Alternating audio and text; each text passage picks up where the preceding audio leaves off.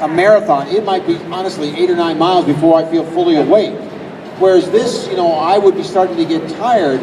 Would you change your pacing strategy at all? I wouldn't change your pacing strategy. In other words, you have a plan. By the way, that's one of the principles I give people when they're getting ready for a race. You have a plan. Stick to the plan. Run the pace you're going to race. Don't go off faster than you expect. In other words, it feels really good and everybody's running well and I feel really good. Let's go a little fast, a little early. Big mistake.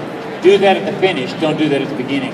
But one thing you may notice tomorrow, and I won't have a chance to talk with you afterwards, but generally when you have a race later in the day and you're more awake, it's an easier start time because your system is naturally awake more, whereas 6 o'clock in the morning, I don't know about you, I don't feel real excited about getting up and running then. But by 4 o'clock in the afternoon, everything's awake and I feel much better and I actually, function a lot better as a result of being later in the day. So, I would just say that for you, you may feel a little extra energy tomorrow afternoon.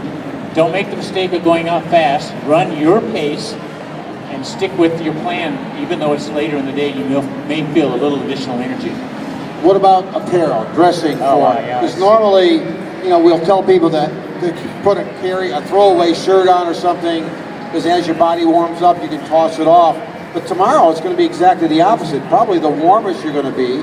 And then if you finish and everything's great, that's one thing. But if you get to mile 11 and you're having a tough day and you have to slow down, you could really get a chill.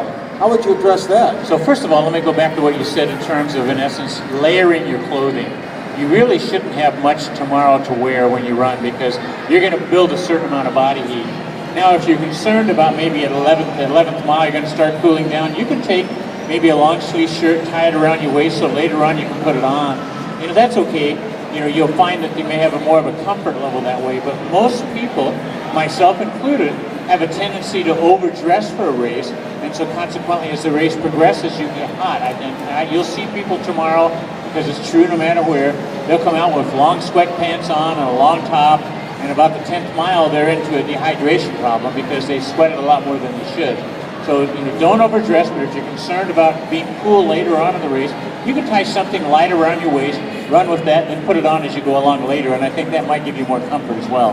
I think it would for me, because the